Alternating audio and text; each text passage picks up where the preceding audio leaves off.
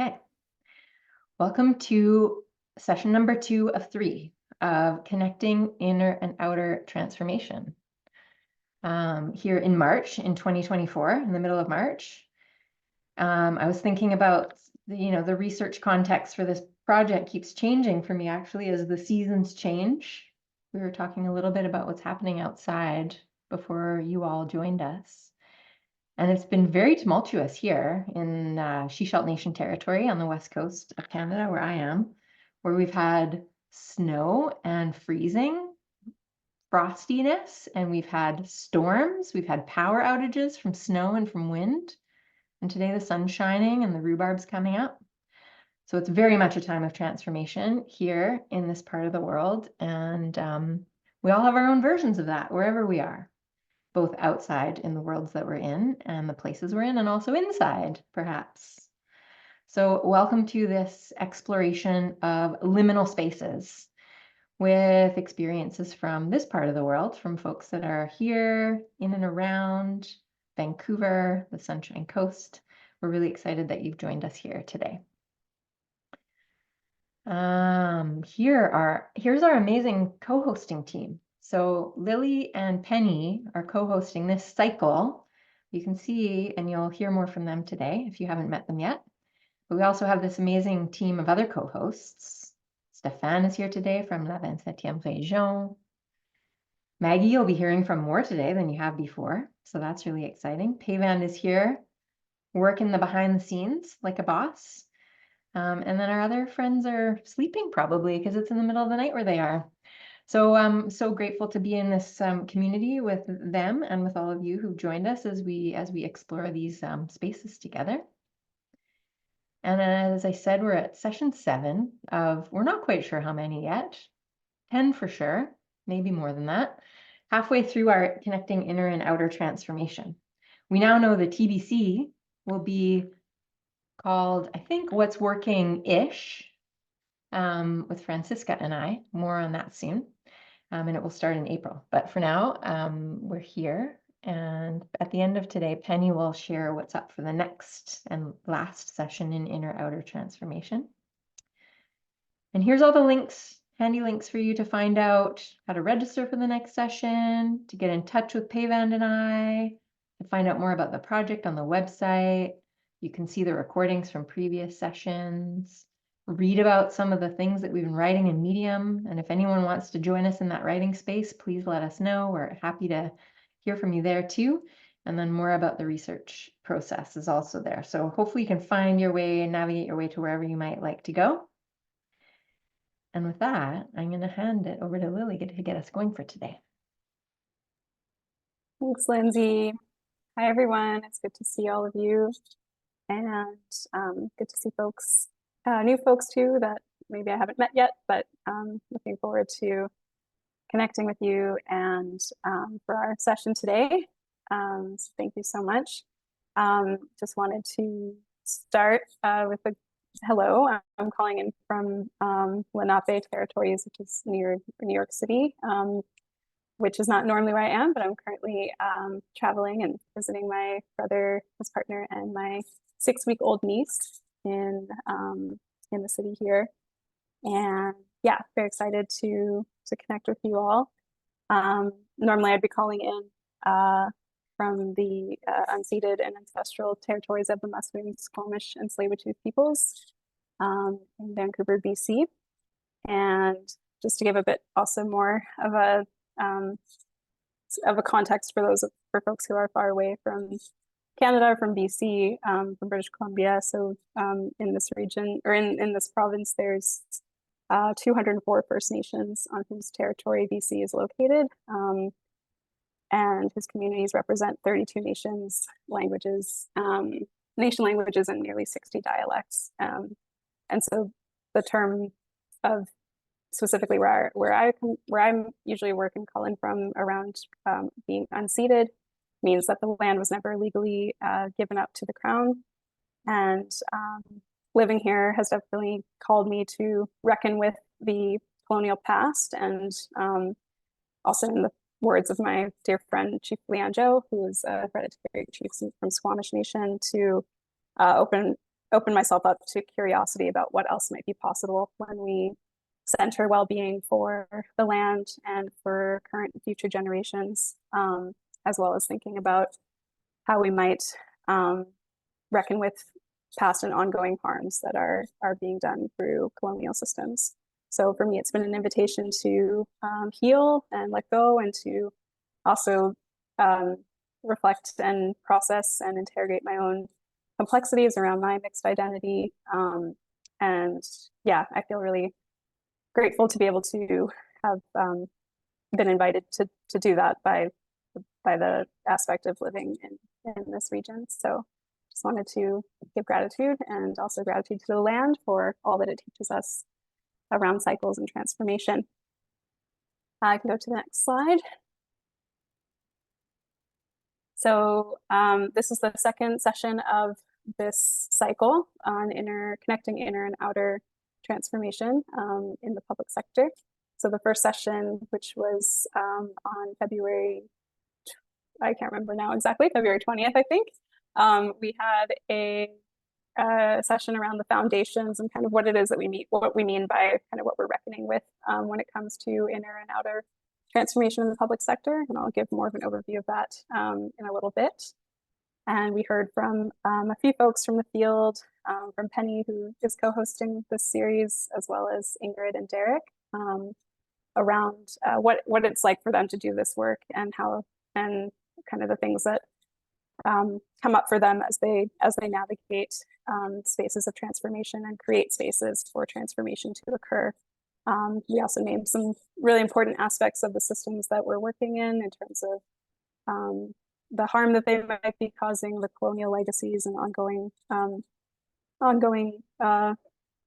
dominant structures, as well as the different moves that we're trying to make in terms of working alongside as the system is constantly changing, and trying to, model systems that are more like those of forests and healthy ecosystems. So there was a lot there. You could definitely check out the recording if you missed it, and we'll try to do our best to weave between last session and this session for those who have missed it.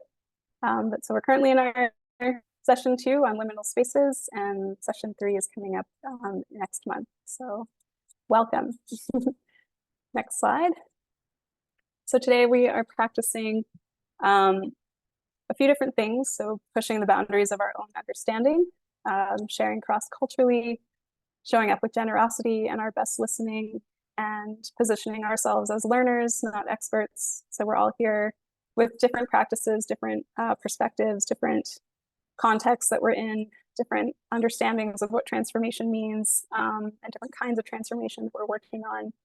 And look forward to learning from each other and hearing from each other about what navigating that looks like for each other. Next slide, please. So I'll invite us to move into a brief somatic practice, which is meant to just support resetting our central nervous system. And a key part of systems transformation for me is that as we do this work, we need to bring our bodies along with us, since all the work that we do is in bodies.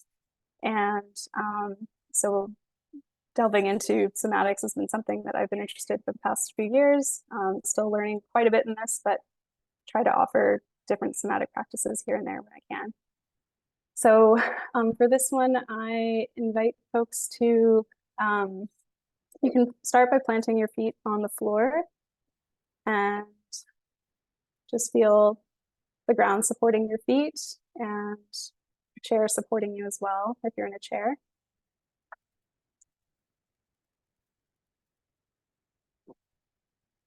And just notice your body, what it's doing right now, what's going on for it.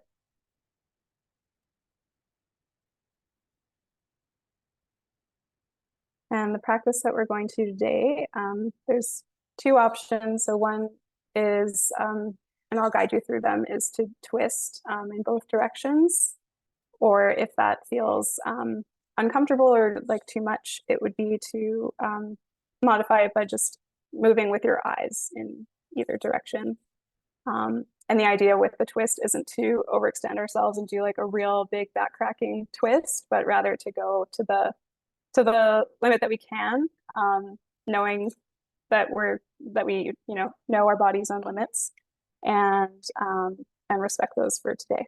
But yeah, so just be gentle with yourself, and if this practice doesn't feel like something you want to do today, that's perfectly fine. So for those who want to do the practice, I'll invite you to inhale, and we'll slowly twist towards the right.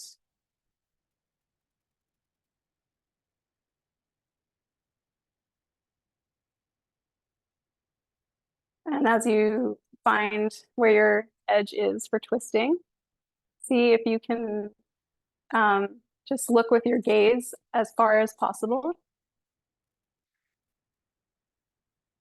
and see to where you get to, and take in whatever it is that's in your viewpoint from that spot.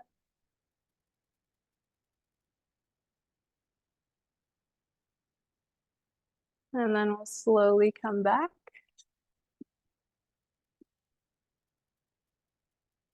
And then inhaling again. And exhaling, twisting to the left side. Going as far as what feels possible. And then seeing how much further your eyes might be able to look or reach. And take in whatever it is you see from there.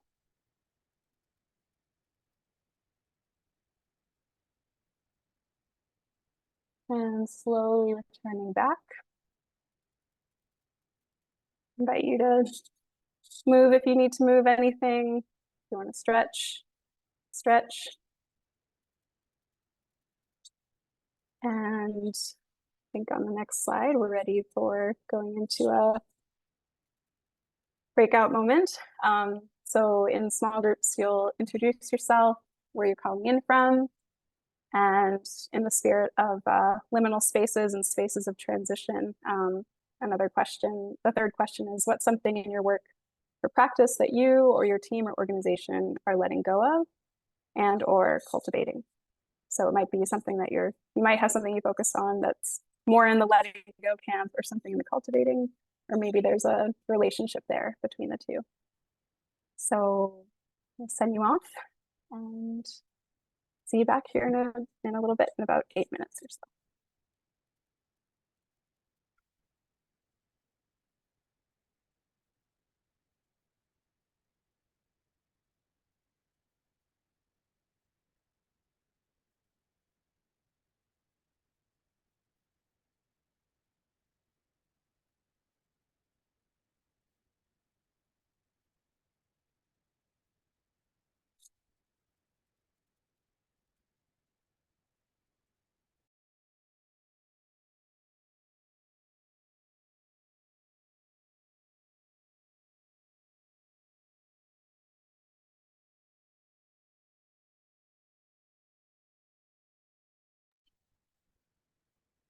Welcome back, folks. I'm sure that wasn't enough time, as I'm sure it never feels like, I feel like there's always wanting to have more time, but hope you got a chance to connect with some folks, and there will be a chance to connect with some more later in our session as we move along. So we'll go to the next slide. So as a recap of kind of what we're looking at in this session, or in this cycle of connecting inner and outer transformation, there's some kind of key facets around what it's like to do this work, and how to navigate innovation that has an orientation towards systems transformation. And so one thing that we recognize is that we're working at multiple and interconnected levels between people and systems. So it's not just about working on the system or the structure, but also we ourselves are a part of that, and how do we also, what about us also needs to be a part of that transformation or that shift. So it's a focus on scaling deep into structural, relational, temporal, fractal dimensions, relationships between each other, between people and land, between different systems, the time between past, present, and future, working at the organizational level as well as up into the systemic, community, global level. So there's different, very different aspects of these systems and different facets of complexity that we're working in. And we wrestle with the pace of things and what it's like to be slowing down while still moving, in order to understand what's happening, but not be so stagnant that we're not responding to the urgency of the problems that we might be working on. And also, unfreezing, unlearning, stuck patterns, repatterning, reconfiguring. So those are some of the things that we're working on. And next slide, please. And specifically within this session, curiosity that I'm holding is around just going deeper into what it's like to be in these liminal spaces of transition. And I think that's something that I've been thinking about over the years, working at the Solutions Lab, which is a public sector innovation in the city of public sector innovation lab within the city of Vancouver. And we work on a lot of different complex challenges that are facing our city. And for me, in doing this work in terms of innovation in the public sector, it's been less a focus on what is the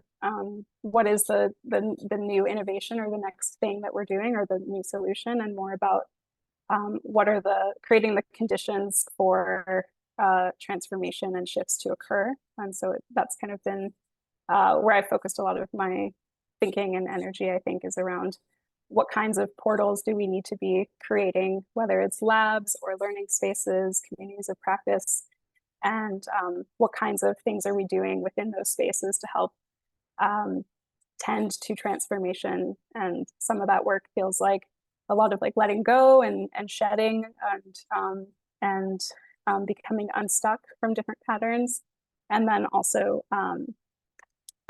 seeding and growing and nourishing and cultivating and creating new things. So yeah, so I'm curious about this this process of transformation and what happens in these liminal spaces that, from my experience, often feel quite messy. There's a lot of ambiguity and a lot of thinking you're going in one direction and then realizing that there's other things that need tending to in that space. And how are the different innovation practices that we're using supporting that or not supporting that? I feel like there's often like an ambiguous feeling of, am I getting this right? Or is what I'm doing actually working to shift things? Or am I just replicating stuck patterns in a different way with like a slightly different orientation? So that's kind of where my curiosities around this have landed so far at this point in time. And I'm really excited to share this space today with 4 folks from this region who will be sharing about what their process and what their experience is like in navigating transformation and what the inner work has been like for them, as well as the outer work. And so if you go to the next slide.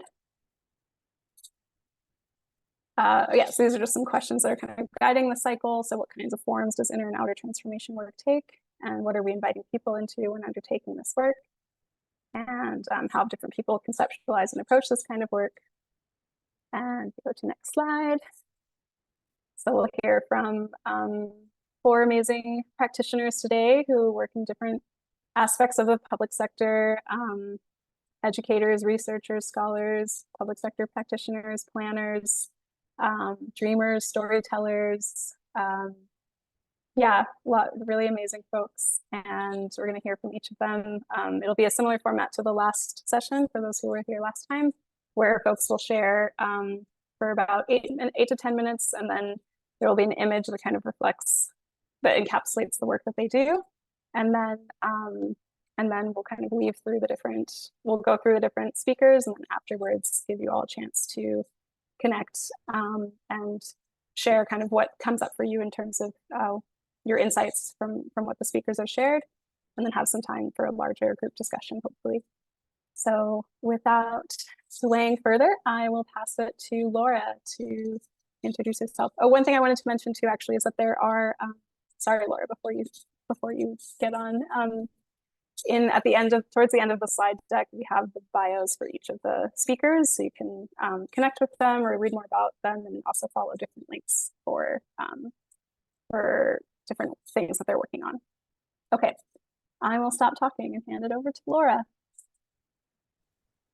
Thanks so much, Lily. My name is Laura Piersol. I'm so grateful to be here today. I've really appreciated the opportunity to think into this, and I also feel like I've never been part of a design process that's so gracious and generous. So I just really appreciate those of you that are behind all of this.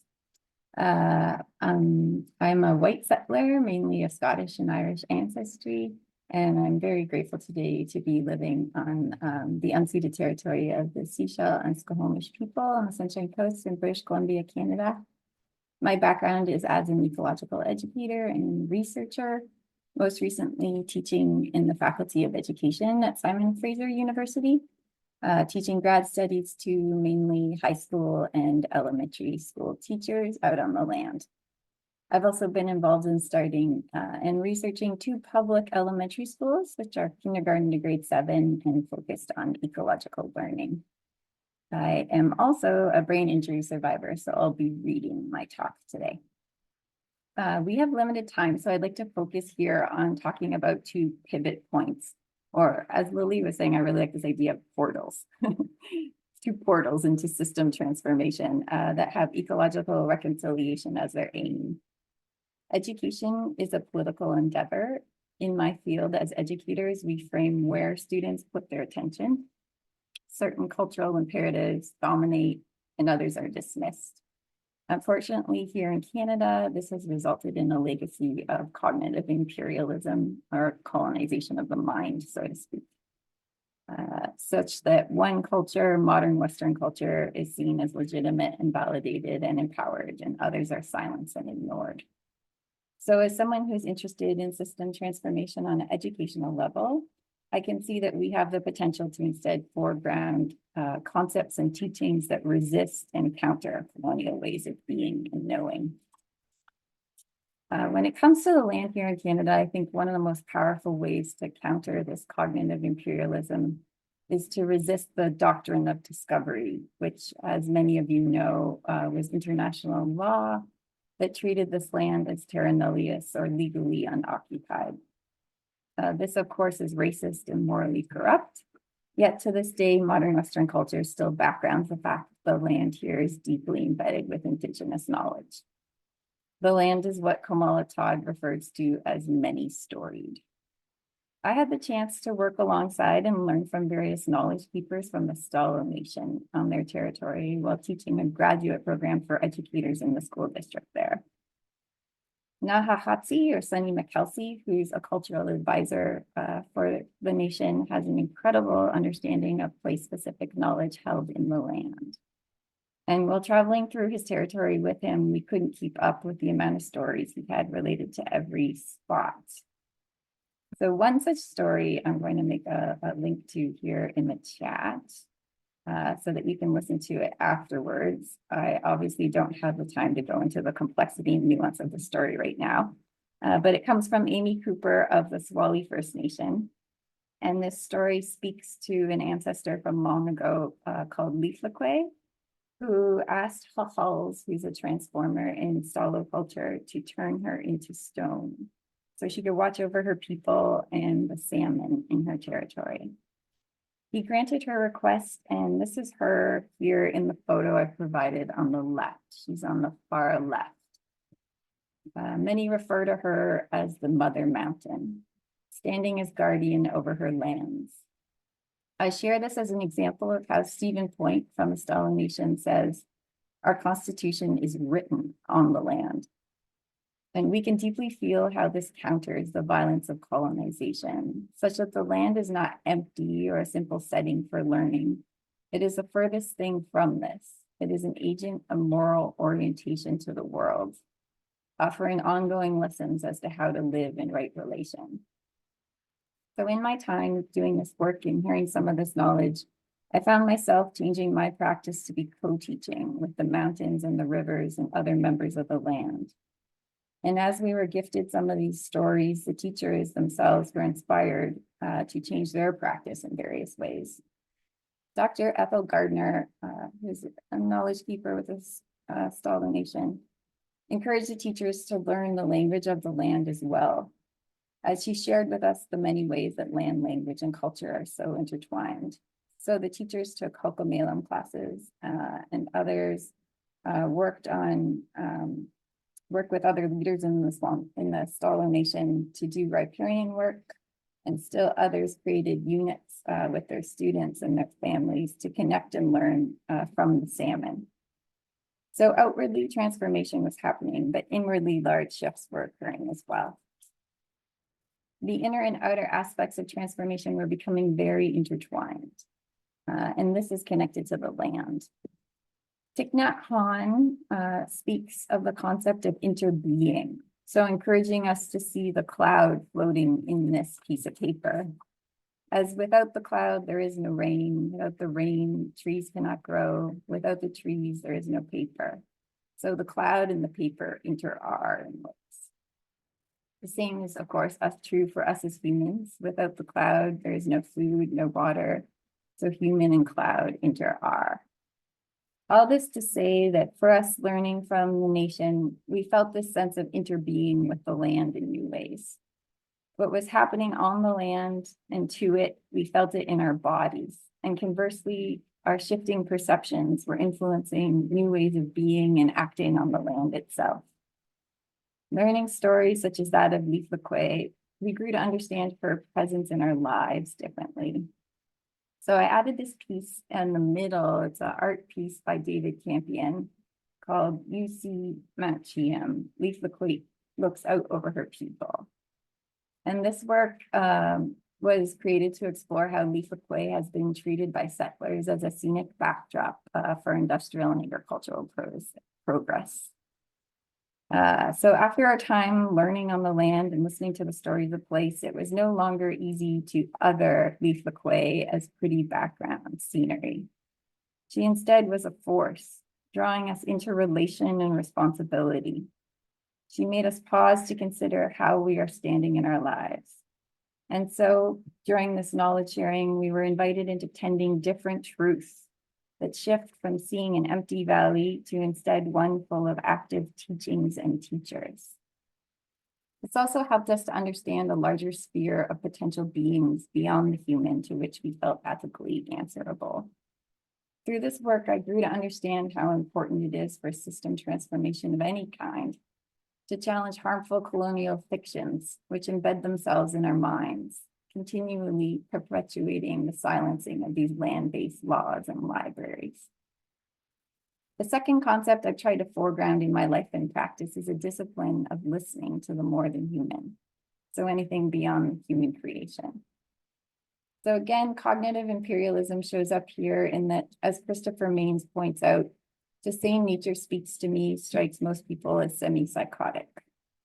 Neil Everton argues as a result of colonization of the land, we've destroyed the larynx of the biosphere, cutting the vocal cords of countless more than human teachers.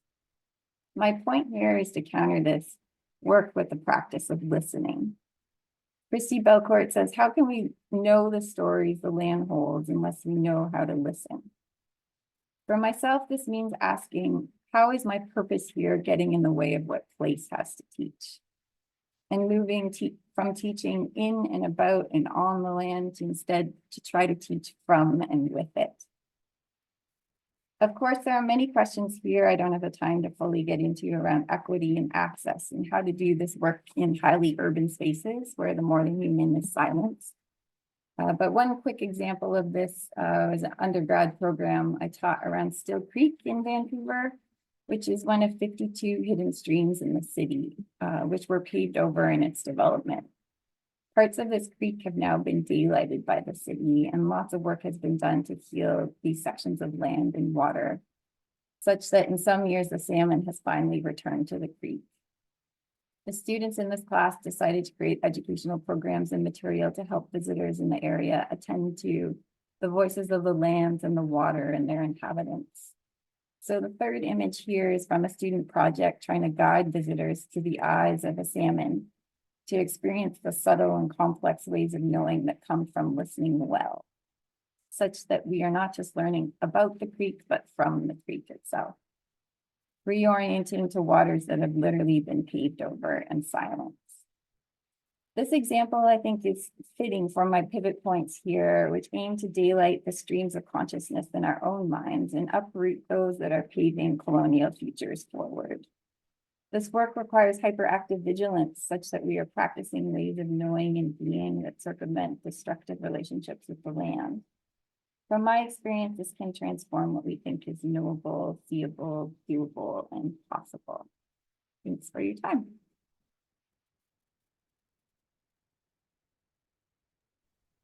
Thank you, Laura.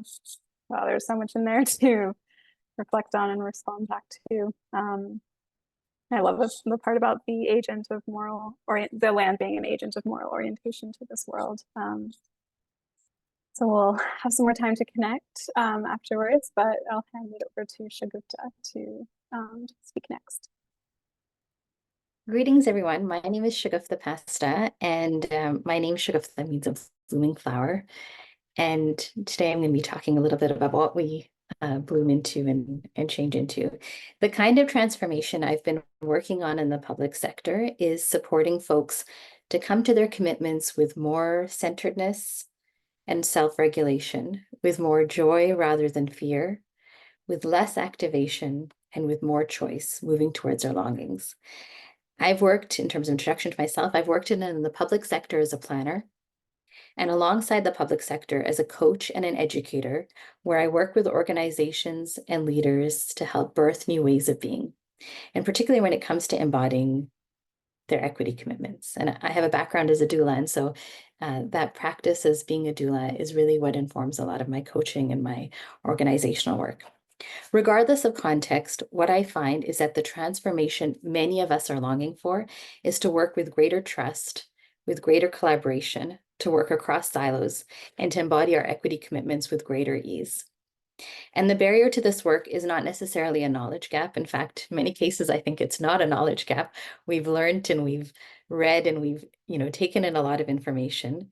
The solution is not in more detailed plans or attending more workshops or learning more with our heads more generally, because many of us know a lot about what it is that we want. But the challenge is to embody our commitments.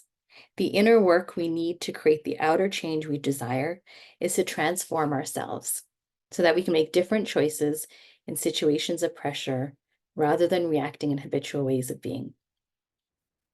And to transform ourselves and organizations, we need to practice new things.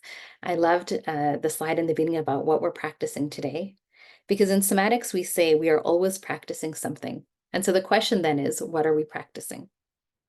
And how does it support the kind of outer transformation we want within ourselves, our organizations, and the world? We might be practicing siloed thinking instead of collaboration, distrust instead of trust, blame instead of generosity.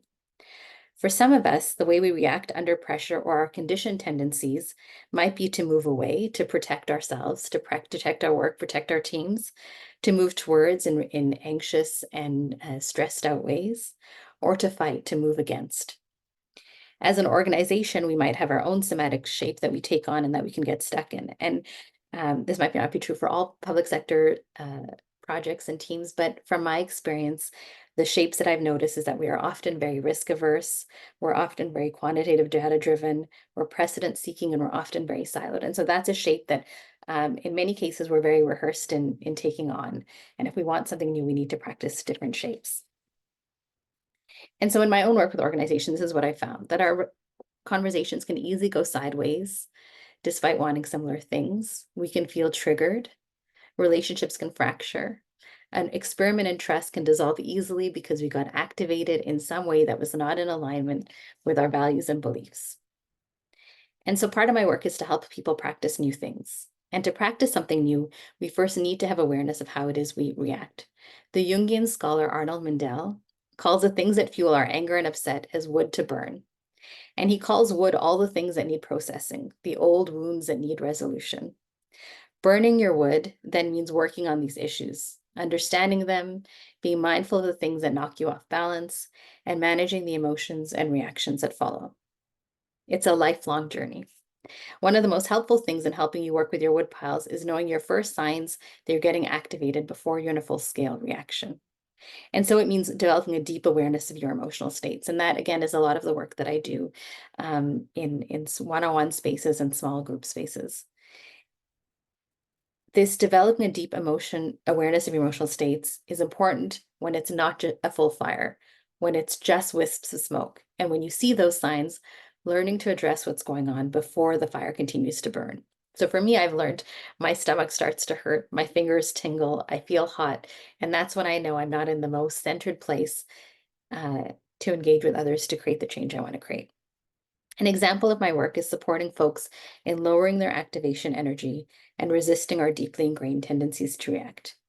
It means learning new awareness methods so we can scan ourselves about how we're doing. Awareness methods like centering, like meditation, like body scans, so we can settle and from a settled place take in new information. In her book, The Politics of Trauma, scholar Stacey Haynes, who's the somatic practitioner that a lot of my work comes from, describes somatic transformation as predicated on somatic awareness, somatic opening, and somatic practices.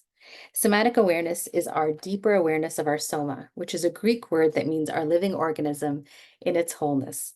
Our soma includes our sensations, our emotions, our internal narratives, our relational stances, our actions, and our absence of action. It's not just our body, it's all of us.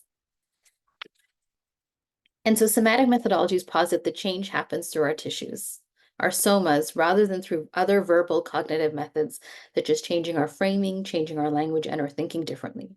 And so my work is often in helping people really understand how and why they're reacting in a particular way.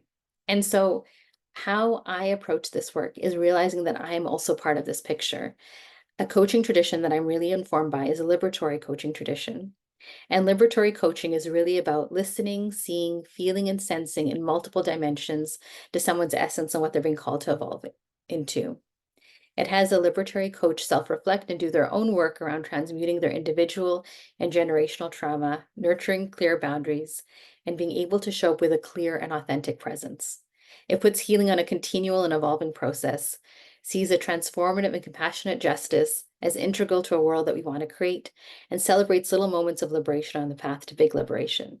And what that often means is that it is easier to move towards our longings, to move towards life, to move towards systems that we want, than to resist and change and be deeply enmeshed in what we do not want.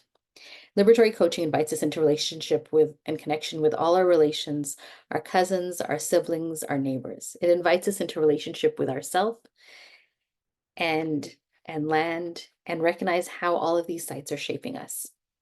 And that description comes from a book called A Love Letter to the Movement, which is a book about liberatory coaching practices. And so what that means is that to be a support to others, to transform and create the outer transformation I want, I need to do my own healing work in order to support others. My conditioned tendency is to move away. It is harder for me to collaborate. Generally, that's my natural tendency, particularly because as a woman of color in large organizations, my work experiences have not always been the greatest. Right now, I have my own consulting firm, but it can be challenging when you have you've sort of been trained out of collaboration to then move into a different space. And so part of my own healing has been to learn to undo my own experiences. The image that you have before you is from a boat trip I took last summer where I was alone on the boat, or I had gone alone, but I was part of a tour that was doing a sunset tour near Vancouver on the day of the fireworks. On one of the days the fireworks was happening in the summer. And we were all looking in the same direction. And it was sunset, and it was that time of the evening when mystery abounds. And it reminded me that despite our different backgrounds and experiences, most people are trying to create better systems. And it's often an experience and an image and a memory that I enter before I go into a coaching experience or before I go into a team support experience, because it helps center myself. It reminds myself that this work is full of mystery, and it helps unseat what Adrienne Brown calls the emperor or ego part of me that shows up I can single-handedly create change. This picture and this image humbles myself and reminds me of my size in relation to the ocean. It reminds me that I am simply a small drop. I need others. I cannot fix the world. And so part of my work is also to infuse public sector work with language of spirituality to allow people to bring in their different faith traditions or different spirituality. And spirituality can look like many things. For myself, I come from the Islamic faith, and my spirituality has come into my social change work. And so it's the month of Ramadan right now, the month of embodied transformation, a month of abstaining from food and drink and negative habits. And yesterday I was reading the English translation of the Quran, and I came across the following verse. And this is from chapter 45, sorry. And it read, if one does good, it is from one's own soul. And if one does evil, it is one's own responsibility. And when I read that, I had to pause and I had to stop and really sit and think about it and journal and do all the things that I do when I come across words that make me stop. And what it meant to me is that when you do the inner work that we do, it is to the benefit of ourselves. There isn't a lot of space for self-righteousness and vanity within that work. It is simply a prerequisite for systems transformation. And so I'm doing it because it's part of what I need to do to create social change in the world and to perpetuate less harm myself. And there's a wonderful memo. There's a project in BC called the Decolonial Futures Project, run by a scholar named Vanessa Andriotti, and they have this memo called the Anti-Assholism memo, and it just lists all the things you need to check within yourself before you start thinking about other people. And it's one of the things I really try and ground myself when I'm doing systems transformation work. And so this is the work we need to perpetuate less harm ourselves. And when I'm creating harm, it harms myself. And I'm accountable for that to the communities and people that I serve.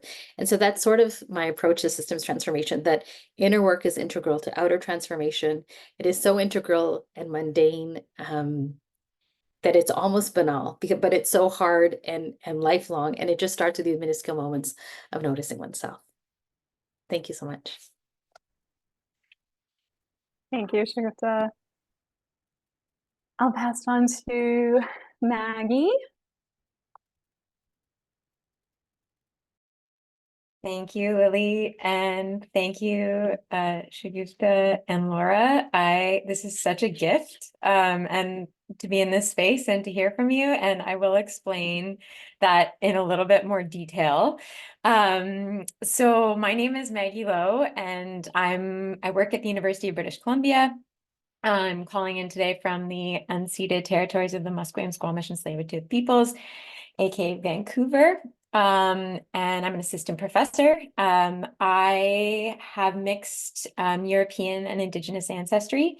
So from my mom's side, I'm Italian, German, and French. And from my dad's side, French and a member of Wikwemikong unceded territory on the beautiful Manitoulin Island in Northern Ontario.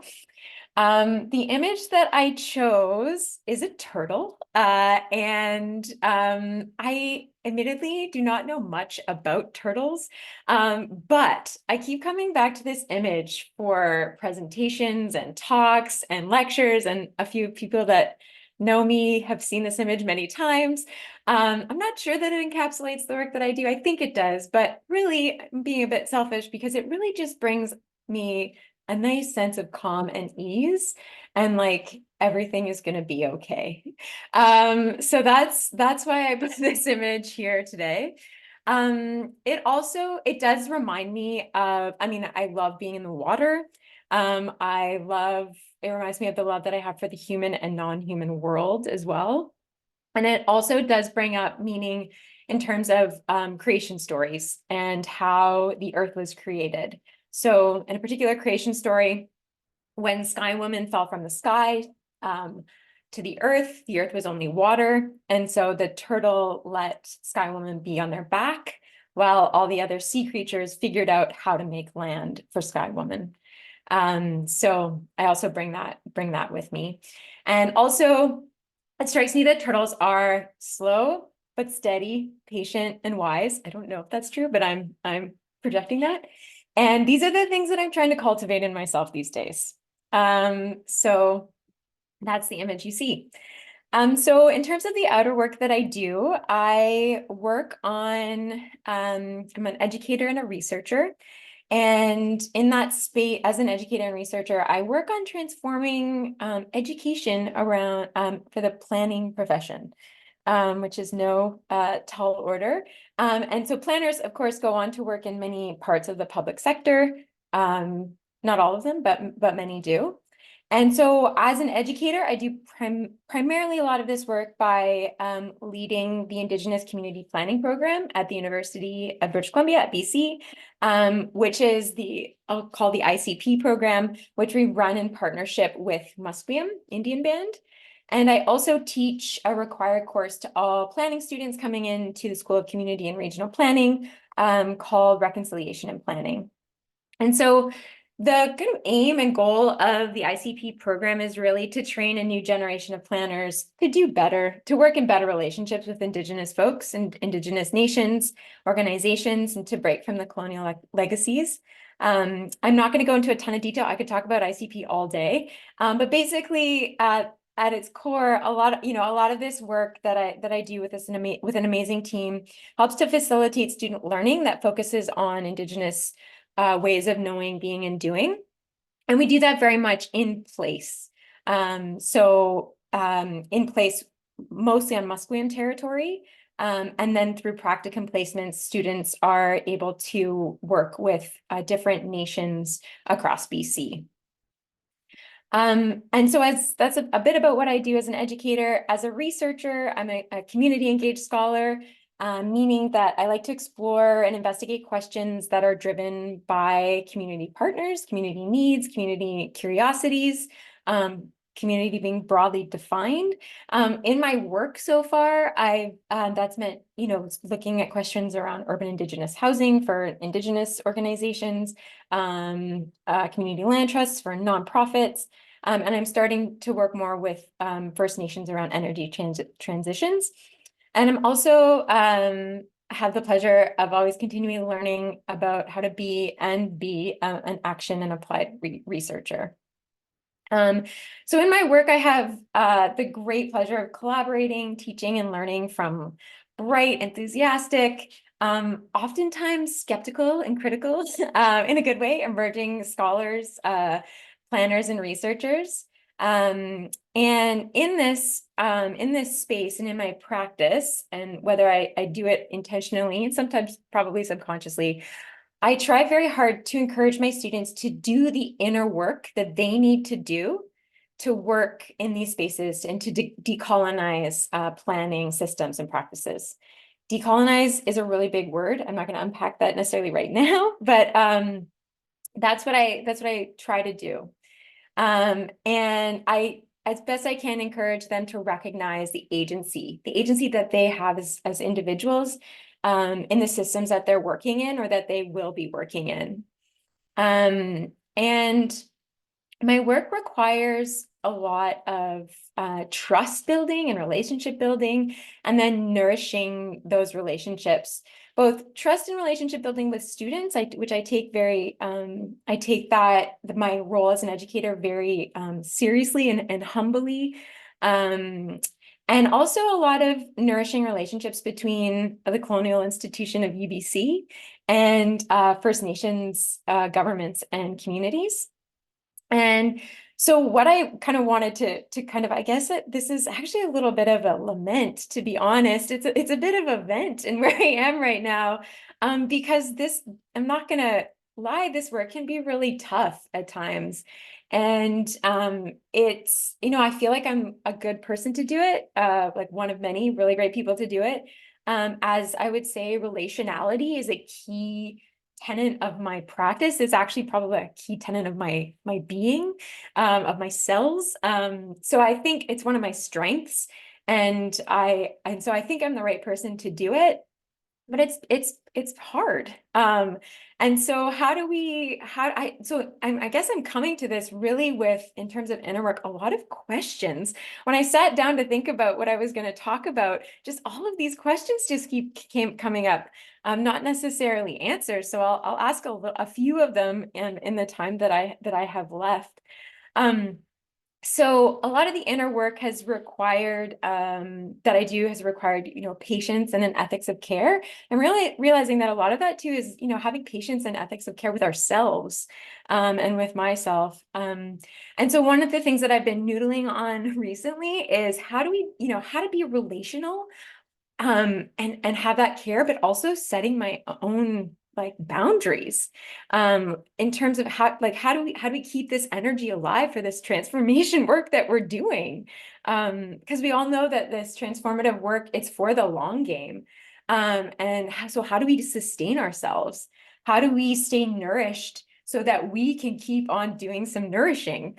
Is really where I'm at. Like, what does it mean to show up in my relationships, my relationship building, with energy and readiness and grace and authenticity, when I know burnout and exhaustion is real? I see naps in the chats right now, which is amazing.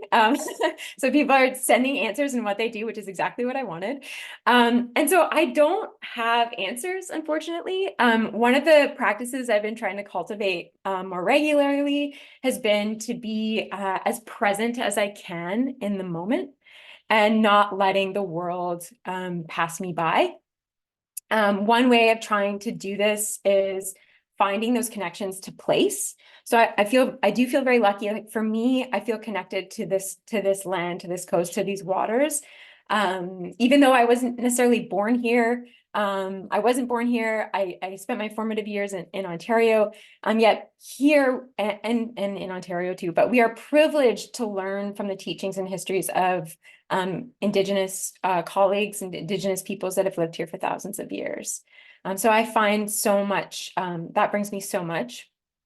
I've also loved somatics work. I'm so grateful for the work that you do, Shagufta and Lily, and anybody else that does somatic work. I just think it's incredible, and I've slowly tried to bring it into my classroom, very amateurly, but I think it's working. So all this is to say that, and if I'm honest, I'm actually practicing vulnerability right now. I'm trying to embody that, to say, that this work is hard. I'm struggling I struggle to embrace the messiness of things sometimes, and I struggle to embrace the liminal spaces. I struggle, like, how do we push boundaries, but also set loving boundaries for ourselves? But what I'm going to come back to, and why this is a gift, this space and listening to people, is that one of the things that comes to my mind, and what I do for myself, is I surround myself with the most gracious, fierce, strong people.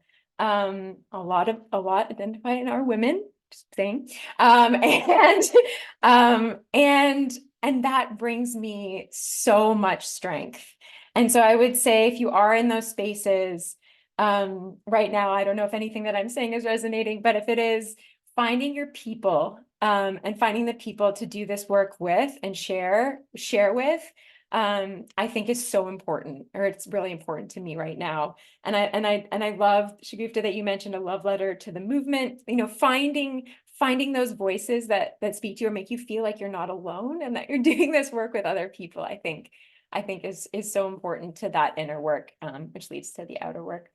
So I think I'll leave it there, but thank you for listening to my to the struggles that I'm having. Yeah, just so grateful to share this space with you today. Thank you so much, Maggie. Thank you so much for your questions. And yeah, for sharing your vulnerability too. I can definitely resonate with that. So with that practice and needing to work on that. So thank you. Okay, I'm going to pass it over to Lerato as our last speaker. Oh, thank you, Lily. I'm terrified to come after all these incredible women. So I hope I do justice to all the things I want to share, and honoring those that I speak after. So I'm joining everybody from Puerto Vallarta today. I speak no Spanish, so please forgive me for all the pronunciations that are about to come forth. But Mexico's West Coast is home to several different indigenous tribes, and as early as 580 BC, there were 14 different tribes here, including the Aztlan people. But today we have the Hocholes. Sorry that I practiced so hard.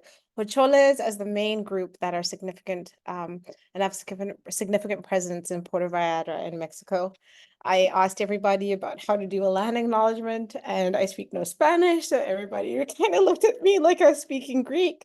So I hope that that does honor of the lands that I'm on today.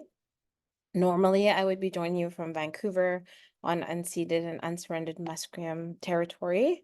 I'm grateful to actually be able to be here and take a bit of a break from life. I also noticed how everybody's slides were very calming and mine is just chaos. Which is also some of the questions and the reaffirming narratives I'm trying to give myself right now. I'm so grateful to have been invited into this space. I'm very open and honest about coming right out of burnout. I've been on a burnout leave for 6 months, doing the work that I do. And I came back to full-time work at the end of January. So thankful to Lily for giving me guiding questions. It's been, got here yesterday, so it's been a bit of a trauma trying to get myself on stable Wi-Fi to be able to be part of this conversation. So maybe I'm less prepared than everybody else, but I hope that my thoughts still resonate and what I've kind of cultivated in my mind. But please, some grace for the fact that I'm a little unpolished. So I guess thinking about, maybe I'll just reverse. Lily gave some prompting questions. I'm very grateful for them. So maybe if I give some reverse order, what kind of transformation am I doing in the sector that I work in? I work at UBC, so similar to Maggie, but I'm not faculty. I'm a staff person, and I work in a senior administrative position. I run the Indigenous Research Support Initiative at UBC, which is really focused around cultivating reciprocal relationships, reciprocal ethical relationships with Indigenous partners who want to work with UBC. And it's been a really great, it's a really great role that I'm in, and I've been doing this type of work for about 15 years. I moved to Canada 15 years ago from Lesotho, so I come from a sovereign clan-based people from the Kingdom of Lesotho. I think I resonated with working with Indigenous communities because our society is organized in similar ways, and apartheid that I grew up in by going to school, boarding school in South Africa at a very young age, was modeled on the reserve system.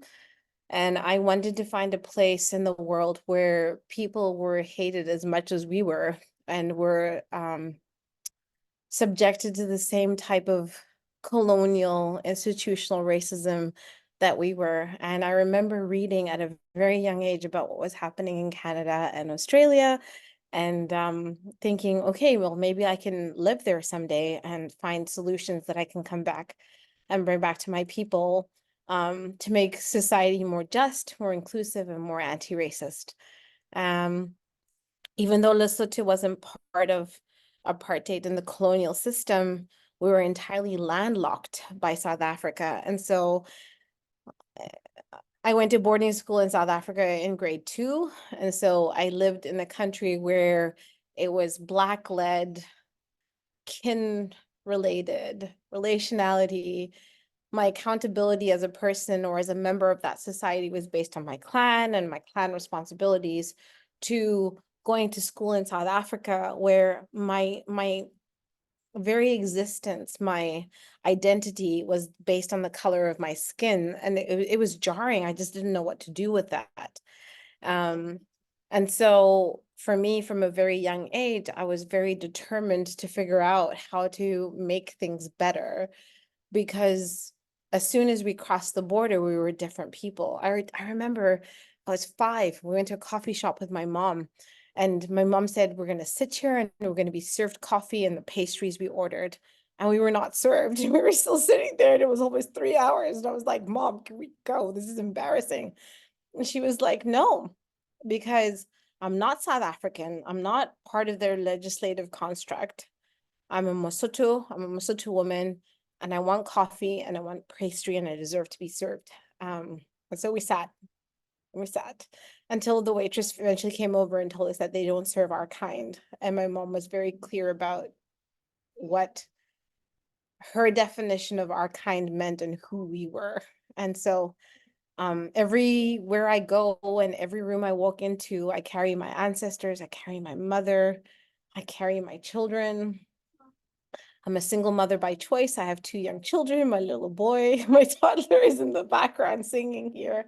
And so the work that I do around transforming systems is about all that I am and who I bring with me in the work that I do.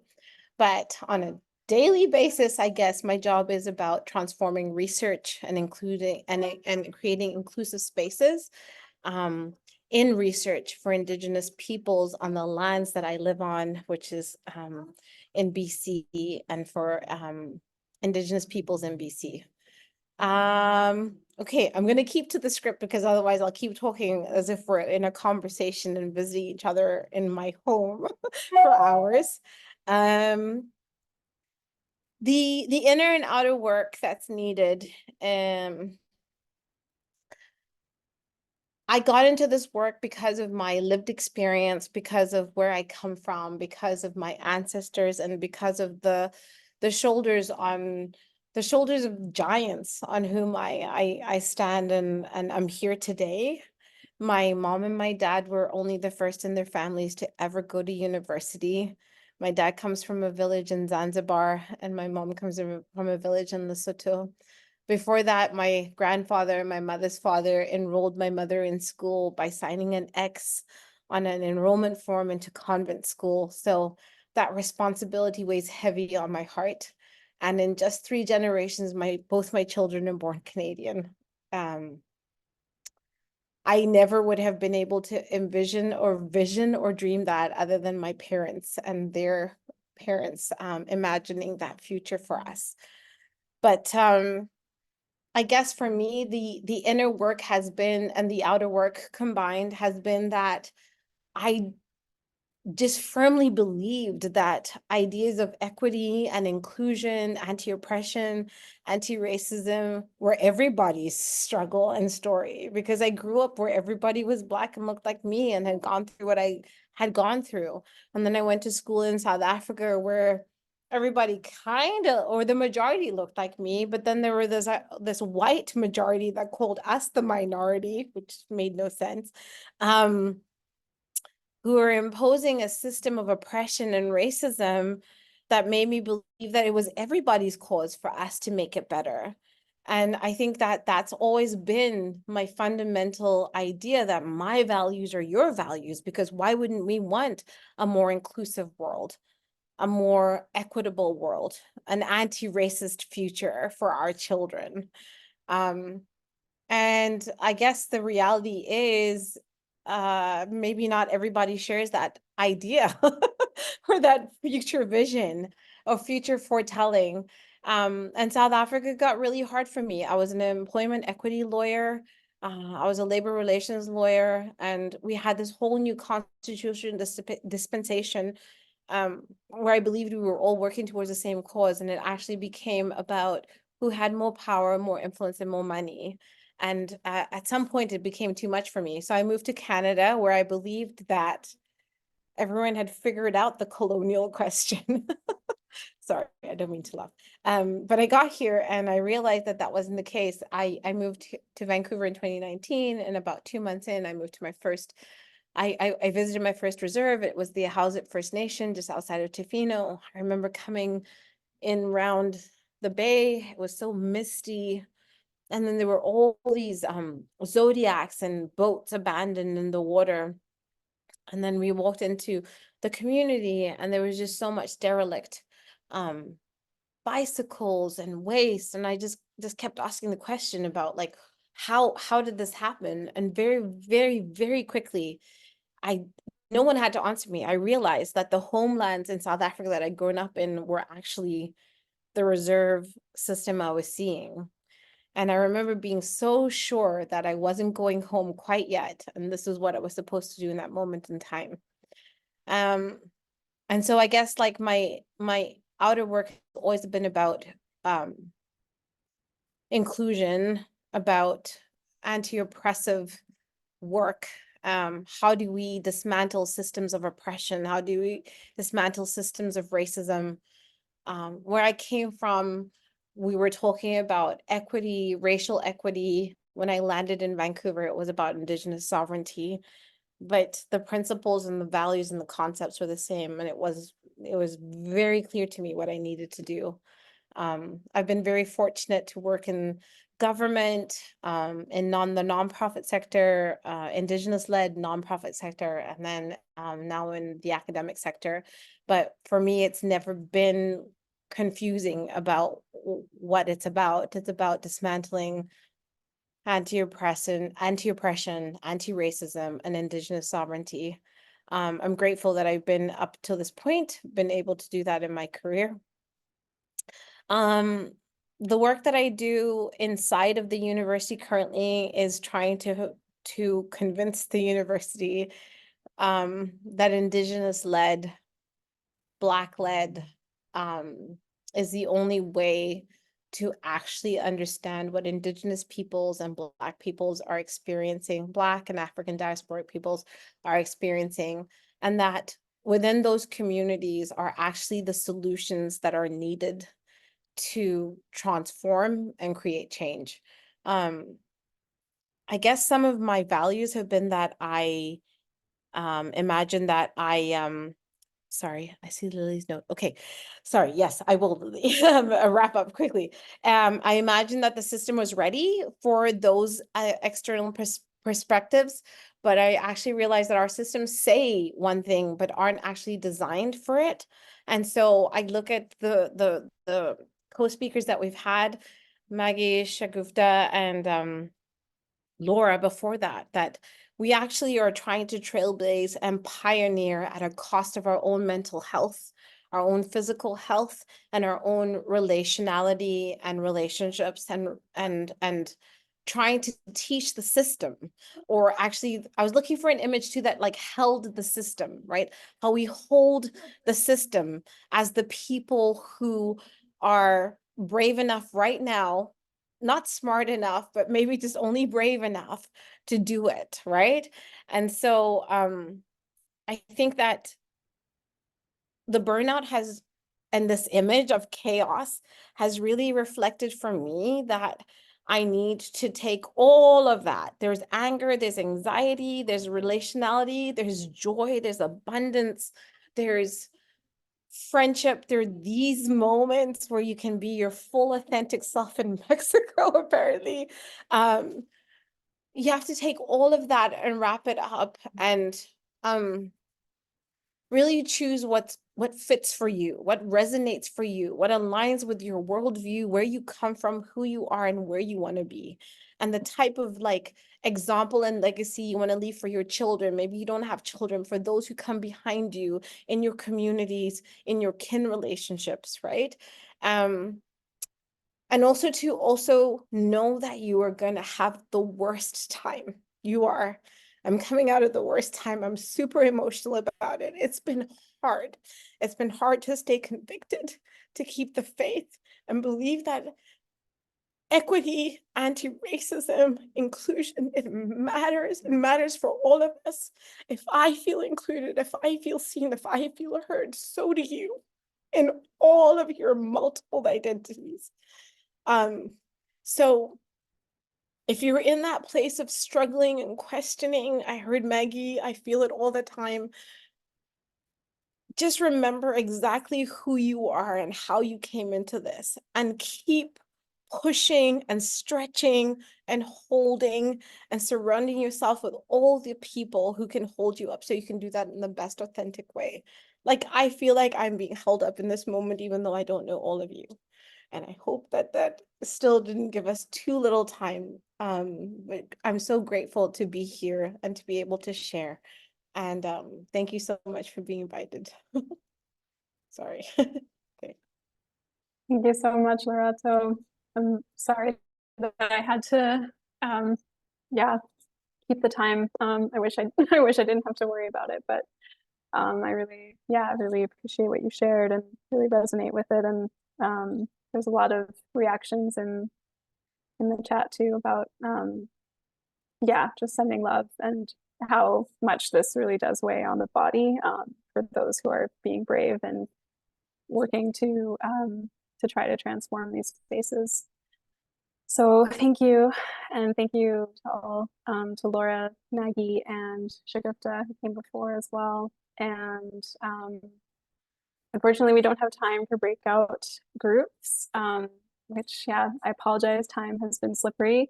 But I did want to still invite people to write into the slides on 19 and 20 about just anything that you're taking with you from this time. So something that really resonated or connected for you. And it's so nice to just see everyone's, I've been seeing the screen the whole time, so it's really nice to see people's faces. But would also love to open up if there's time to hear from one person who might want to share anything. There's that invitation as well.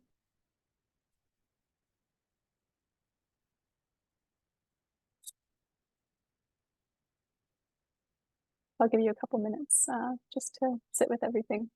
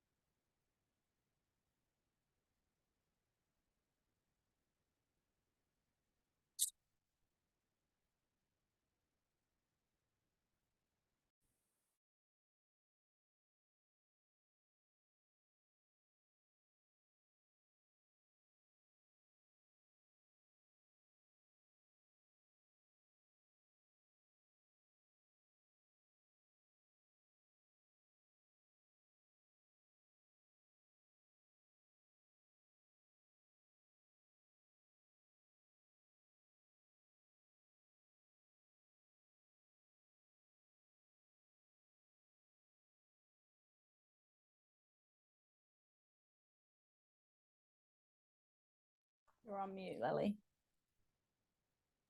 Thanks. So I'm just reading a few things that folks are saying. So what you want to leave for kin. System says one thing but aren't designed for it. And the feeling that burnout that comes from that dissonance feels so real. Co-teaching with the mountains and the land, love it.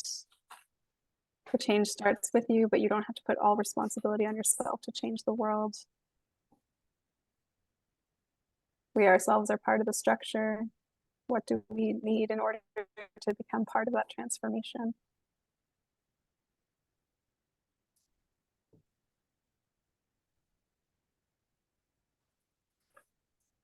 And Lerato, no apologies needed. You took up basically the right amount of time. It just wasn't, unfortunately, enough timing on my end to be able to move us into discussion afterwards, but no apologies from you. Okay, well, thank you everyone so much, and please keep writing in. I'm going to invite Penny to share some words about the next session and close us out, and hopefully we can continue to weave these conversations afterwards. So I'll hand it over to Penny. Awesome, thank you, Lily. Oh, thank you so much, Laura, Shagufta, Maggie, and Lerato. Just really want to acknowledge the journey that you've taken us on, and like real deep, real wide, real small, real heartful, just really powerful hour. So just deeply grateful. And Lerato, I'm really glad that you could call us from where you are, and I hope that you're going back out into something really regenerative after this sharing session. So thank you so much for what you've offered us. Just feel so privileged to have some opportunity to be connected in this thread with you all. Like, wow, how lucky for us to just grasp onto this. For us, it's the morning. I don't know what time it is for everybody else, but yeah, really grateful to start the day in this way. And thank you, Lily, for guiding us through it.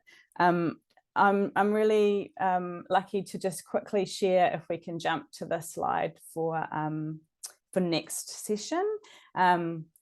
Or maybe we don't even need the slide, but really grateful that we'll be grounding some of the kinds of conversations we've heard today in the context of Aotearoa New Zealand next time, and we'll be joined by friends and practitioners. Amy's on the line, so we'll be hearing more from Amy next time, which is awesome, and other folks that we're working with here in Aotearoa about the ways that we're navigating these experiences, centered particularly in the experience of trying to support transformation in the early years for the first 1,000 days. So working with children and families and how the system supports them to nurture their families in the way that they want to.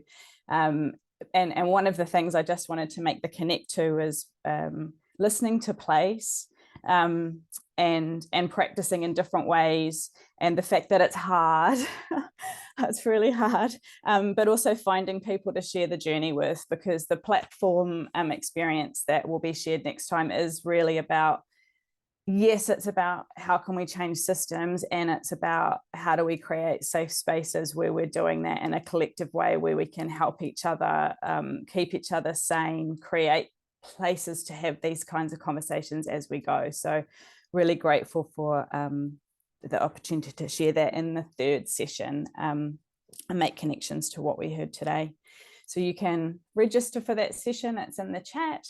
And I just want to close out just sharing something from a book by Hinimore Elder, who is a Māori child psychiatrist here in Aotearoa. And it's a book of whakatauki, which are proverbs that they're usually quite short, but they're like, their depth of meaning is just profound. So I'm just going to leave us with this one, which is Ngā te iho ko te kōrero, ngā te whakaaro nui ko te mumu. Talking comes naturally, silence comes from wisdom. And I'm just going to read a little bit of the explanation as we kind of, for me, I got to tune myself back down, because that was such an intense sort of gift that we've been given. The people who listen and say very little are the ones to watch. This is something I have been taught by my whānau. Silence is not an absence, is not a void. There is a lot going on in silence. On the marae, you can see the ones who listen intently, sometimes with their eyes closed. Don't be fooled. They are not asleep. They are so tuned into the words, the tone of voice, the wairua, that is the spiritual elements and vibrations that occur around the conversation. Talking is the easy part. This is the lesson. Truly listening, hearing, being totally present is such an underrated part of human evolution. It can be a superpower. So I leave you with that thought and the offers for listening that were shared today. And I just want to say thank you again to everybody. And yeah, I hope you have some joy and some rest in your day. Thanks, Lily. Thank you, Penny. Thank you, everybody. Happy to stay on a little bit longer for anyone who'd like to continue to connect, or if you have any questions or want to just talk through anything, happy to do that. Look forward to seeing you next time. Thank you so much.